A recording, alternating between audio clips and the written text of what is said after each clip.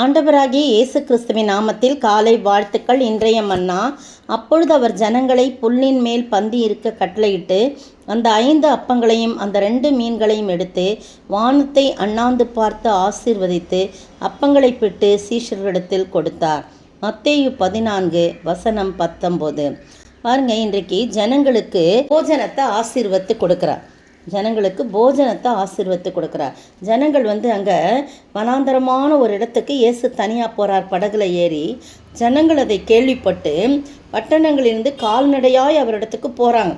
போகும்போது இயேசு திரளான ஜனங்களை கண்டு அவர்கள் மேல் மனதுருகி அவர்கள் வியாதியஸ்தர்கள் எல்லாம் நிறைய பேரை சுகமாக்கினார்.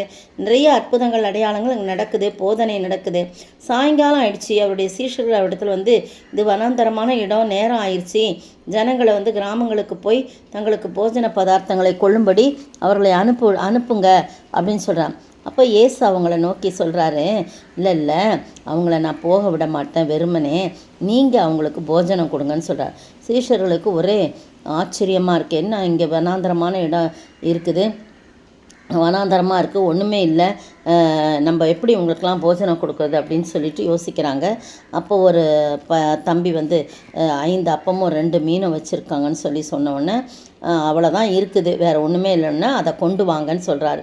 இயேசு அதை கொண்டு வாங்கன்னு சொல்லி அதை ஜனங்களெல்லாம் புல்ல நீங்கள் அமர வைங்க, எல்லாரும் வரிசையாக உட்காருங்கன்னு எல்லாம் அப்படியே உட்காடுறாங்க.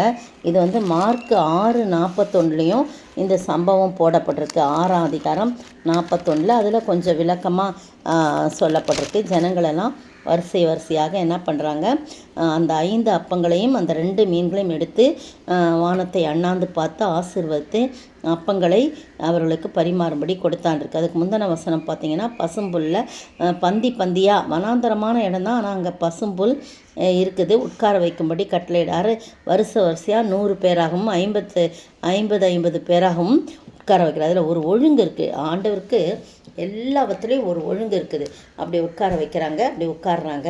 அதுக்கு பிறகு இவர் பரிமாறும்படி நம்முடைய சீஷர்களுக்கு கொடுத்தார். அப்படியே 2 மீன்களையும் எல்லாருக்கும் அப்பங்களை பிட்டு கொடுக்குறாங்க, 2 மீனையும் கொடுக்குறாங்க. கொடுக்க என்ன ஆகுது, அது நிறைவாயிட்டே இருக்குது.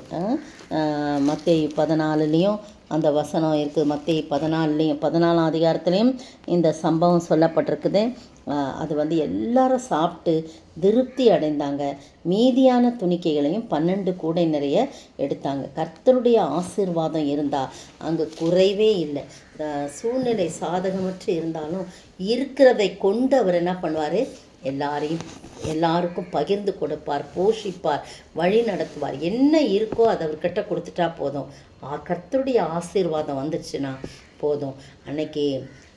பார்த்திங்கன்னா, தீர்க்கதரிசியின் புத்திரரில் மனைவி ஒருத்தவங்களுக்கு அவர் கடன் வச்சுட்டு போயிட்டாரு. எலிசா தீர்க்கதரிசிக்கிட்ட போகிறா, சரியான நபரிடம் போய் இந்த மாதிரி உங்களுடைய அடியான் கடன் வச்சுட்டு போயிட்டாரு, கடன் கொடுத்தவங்கலாம் என்கிட்ட கேட்குறாங்க, நான் என்ன செய்யட்டும், இல்லைன்னா என் பிள்ளைகளை எடுத்துகிட்டு போகிறேன்னு சொல்கிறாங்கன்னு உன்கிட்ட என்ன இருக்குன்னு கேட்குறாரு எலிசா தீர்க்கதரிசி.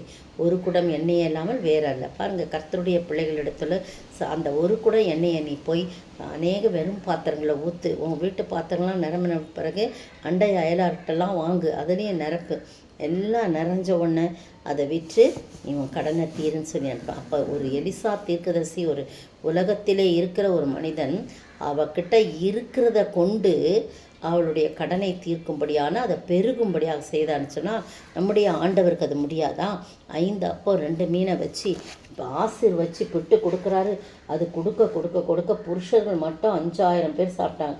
அப்புறம் மனைவிமார்கள் இருப்பாங்க, பிள்ளைங்க இருப்பாங்க, எவ்வளோ பேர் இருப்பாங்க, பந்தியாக எல்லாம் உட்காந்து நல்லா சாப்பிட்டுட்டு திருப்தியாகி மீதியான துணிக்கைகளை எடுக்கிறாங்க. உங்களுக்கும் எனக்கும் கர்த்தருடைய ஆசீர்வாதம் இருந்தால், நம் வீட்டில் குறைவுகள் காணப்பட்டாலும் அந்த குறைவுகளை ஆண்டவருடைய சமூகத்தில் கொடுக்கும்போது, நம்முடைய இயலாமையை ஆண்டவருடைய சமூகத்தில் கொடுக்கும்போது, நம்முடைய இல்லாமையை ஆண்டவருடைய சமூகத்தில் கொடுக்கும்போது, நமக்கு இருக்கிறதை ஆண்டவருடைய சமூகத்தில் கொடுக்கும்போது, அவர் ஆசீர்வதிச்சார்னா அது பெருகதானே செய்யுமே தவிர அதில் குறைவுகள் ஏற்படாது. திருப்தியாக இருக்குமே தவிர அதில் அதிருப்தி இருக்கவே இருக்காது. அப்படிப்பட்ட ஆசீர்வாதத்தை நாம் பெற்று வாழ நம்மிடத்தில் உள்ளதை ஒப்பு கொடுத்து அவர்கிட்ட இதான்ப்பா என்கிட்ட இருக்குது, இதான் நாங்கள் வச்சுருக்கோம், வேறு ஒன்றுமே இல்லைன்னு சொல்லி முழுமையாய் ஒப்பு கொடுக்கும்போது அதை ஆசீர்வதித்து நம்முடைய வாழ்க்கைக்கு திருப்தியாய் நாம் இருக்கும்படியாக கர்த்தர் கிருபை செய்வார். ஆண்டவருடைய நாமம் மகிமைப்படுவதாக.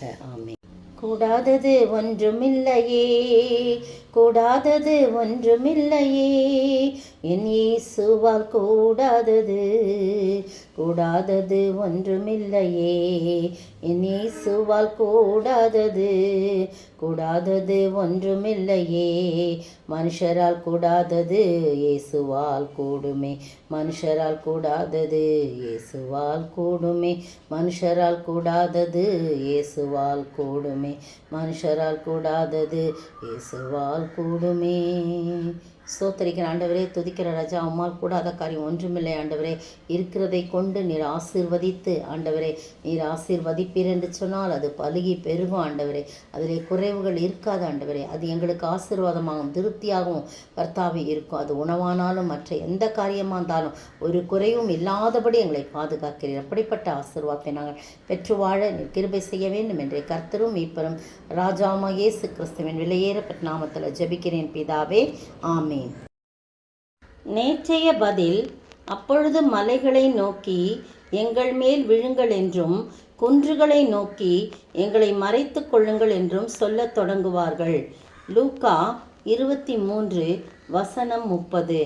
இன்றைய கேள்வி, யூதருடைய ராஜா என்று எந்தெந்த பாஷையிலே எழுதப்பட்டது?